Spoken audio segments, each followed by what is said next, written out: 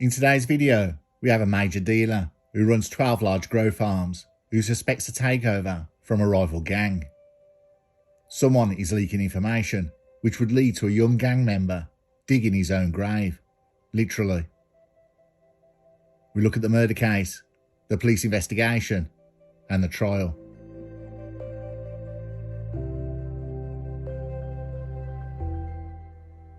We go to Jarrow, South Tyneside, 2017. Richard Spottiswoode, 34 years old, was an established dealer with 12 illegal grow farms in South Tyneside. The locations, of course, were kept quiet, only among a trusted inner circle. Business has been very successful, and the money he had, he ploughed back into the grow business. With all year crops, he had sustained a constant supply, which he sold to and through dealers. Richard Spottiswoode, a mechanic by trade, had a small garage which he kept as a business front. He never spent lavishly to draw attention to himself. It just wasn't him. The money allowed a comfortable living, and he employed more people at the garage to give him more free time. One of the people he employed was Darren Bonner, 24 years old, who took under his wing. Darren Bonner was a good kid from a good family, but he had a fractured relationship with his parents and became estranged from them. He was pretty aimless in life. He didn't have much money and few clothes, and any job he had would not last long. He started working for Richard Spottiswoode, running errands for the garage, picking up cars and collecting parts. Richard Spottiswoode allowed Darren Bonner to live in a converted camper van at the garage in the yard. For once, Darren loved the job he had, and he got on with his boss incredibly well. Outside a working relationship, Richard Spottiswoode and Darren Bonner became very good friends, always at the pub together. Richard Spottiswoode and his girlfriend Lucy Byrne would go on holidays together with Darren Bonner. At this point, Richard Spottiswoode let Darren Bonner into his world that was never seen and revealed, his illegal business. This then opened the door to Darren for more lucrative work in the lower part of the criminal venture. But one of the main reasons is Darren Bonner would do anything Richard Spottiswoode said.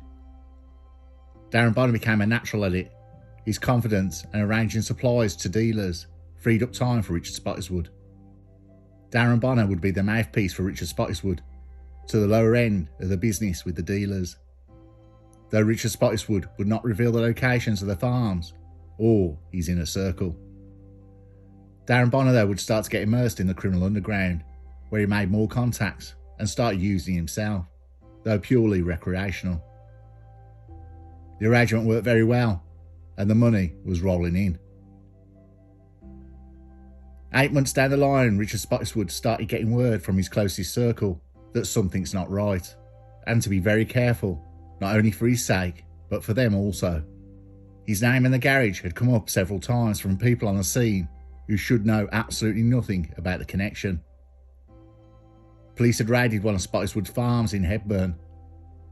Though no one was arrested and police had no leads, because it was awaiting a new grow, he still lost tens of thousands of pounds in setup costs. What was also happening, a rival dealer was making a play for the areas that Spottiswoode dealers operated from. The product the new dealers peddled was not the high quality stuff that Spottiswoode was producing, but they were an organised gang and they were showing great interest in Spottiswoode's supply. Though not confirmed, but from a tip-off, Darren Bonner was continually seen with the rival supplier's gang and the one who runs it, talking outside a country pub. The source was not very reliable, but it would make sense. Talking to Darren Bonner, though, seemed to put Richard Spottiswoode at ease. He confirmed there is a rival gang out there, but the product was poor quality. He had not heard of Spottiswoode's name being mentioned, and they have not bothered any of the dealers. And if anything, they're selling more. The conversation then turned onto the holiday in 2 days' time, and Darren Bonner said he's talking to his mum over the phone and they're getting along a lot better. That weekend, Richard Spottiswoode, his girlfriend Lucy Byrne, and Darren Bonner went on holiday and stayed in a caravan together at Creswell Towers Holiday Park on July the 7th, 2017.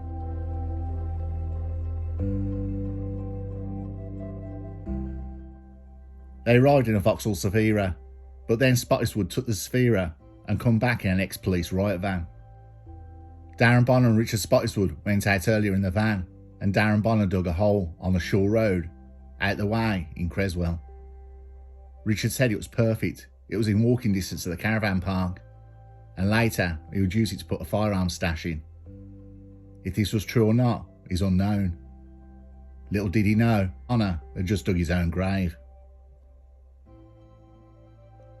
That night at the caravan park, Richard Spottiswoode, his girlfriend Lucy Byrne, and their victim Darren Bonner all appear happy and relaxed in a photo taken during the caravan holiday.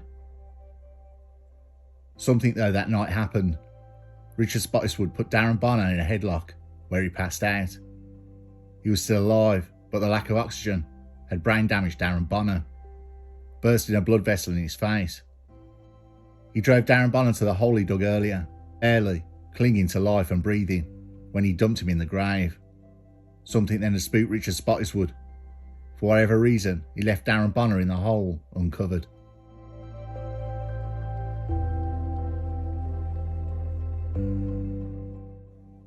The next morning at 8 a.m, a man walking his dog heard something that sounded like snoring. He looked over the wall and seen it coming from a hole. He walked round into the field and seen Darren Bonner naked, curled up, snoring loudly. He tried to wake him thinking it was a stag do joke or he was drunk, but he realised something was seriously wrong and phoned 999. Police and an ambulance arrived where they tried to wake Darren Bonner. He was taken to hospital and died 16 days later, having sustained brain damage. The coroner recorded his findings. Post-mortem evidence told of significant brain damage and a burst blood vessel to the victim's face. It also showed around 12 blows to his back from a rod-shaped weapon. Though his phone was not recovered, a last message to his ex-girlfriend read, "I've fallen out with Spotty. He's going to do us in."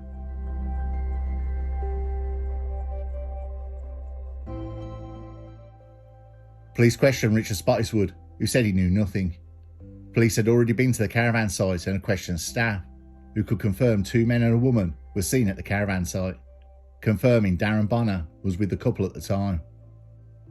At first, Richard Spottiswoode tried to say some men had burst into the caravan and had taken Darren Bonner, but when that didn't work, he admitted that he choked Darren by accident after putting him in a headlock during a fight, but denied a charge of murder. He said it was self-defence after Darren Bonner had threatened him. Lucy Byrne was interviewed. She said they had an enjoyable weekend and that Darren Bonner had gone on the Monday morning and she didn't ask where to. Her account gradually changed when she found out she was looking at a murder charge. She requested the police to speak to her again nearly 2 months later, and she told them she had lied to them.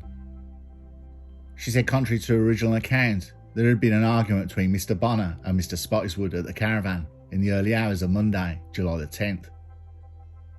She said she had never seen Richard Spottiswoode look so evil before. The row went on for about 30 minutes.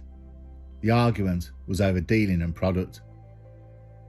Richard Spottiswoode, according to Lucy Byrne, believed Darren Bonner had betrayed him to a rival dealer, and this had led to Mr. Spottiswoode losing a large grow farm, to police seizures in Hebburn, and that Darren Bonner was going to help his arch rival to take over Spottiswoode grow farms and his car business, and to find and steal his stash of money and product. Lucy Byrne said in the morning Darren Bonner had gone, but she didn't dare ask what had happened to him. She said she didn't put their belongings into the back of the van before leaving. Spottiswoode would not let her open the back of the doors of the van. He stopped the van after a short distance and he reversed the van into what we now know is the gravesite.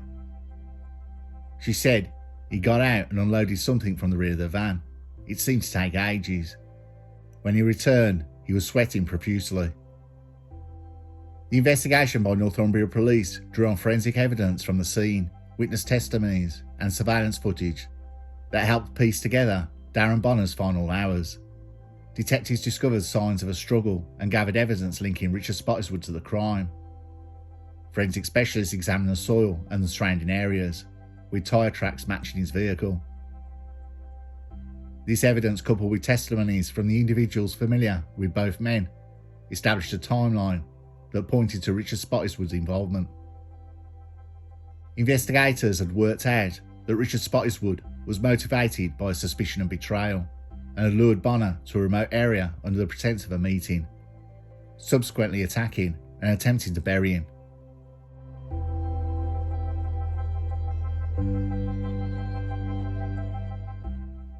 Richard Spottiswoode was charged with murder following an investigation that provided substantial evidence of his role in Darren Bonner's death. The trial, held in Newcastle Crown Court, included detailed presentations of forensic evidence and witness testimonies. The prosecution argued that Richard Spottiswoode, driven by anger and distrust, had committed the crime to eliminate what he perceived as a potential threat to his operations. The defence, meanwhile, attempted to challenge the reliability of witness accounts and forensic evidence, suggesting alternative scenarios. However, the jury found the evidence against Richard Spottiswoode compelling, leading to a conviction for murder. The judge told him, "Even you, Richard Spottiswoode, were not prepared to bury him alive." Richard Spottiswoode received a life sentence and must serve a minimum term of 22 years before he can apply for parole, with the judge emphasising the calculated and callous nature of the crime. The judge said he and the jury rejected Richard Spottiswoode's version of events and said Lucy Burns' account was most likely the version of events that night. However, he said her lies in the early stages of the investigation hampered the police in getting to the truth. The judge sentenced her to 30 months behind bars and told her, "You provided help in trying to cover up a dreadful crime." Darren's devastated mother, who went to her boy's bedside in intensive care, said, "My beautiful strong man was so small, weak and hurt. We had hope for the first 7 days, then we had the talk. After the machines were turned off, I was told 5 minutes to 5 hours my son would pass." Darren wasn't ready to leave, and he fought on for a further 9 days. His body was so strong, but we slowly had to watch him waste away. He surprised everyone with his fight and strength. The nurses called him Lionheart. She added he was no threat to those who destroyed his and our lives. I hope they suffer every minute of every day forever for doing this, as I am.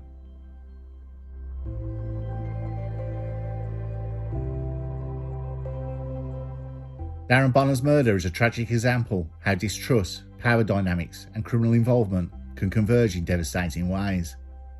These events serve as a powerful reminder of the vulnerabilities that individuals face within criminal circles and often fatal consequences of such associations. Though it was never known if Darren Bonner was ever helping or in cahoots with another dealer, police could find no evidence of this. Richard Spottiswoode decided he had and had taken his life.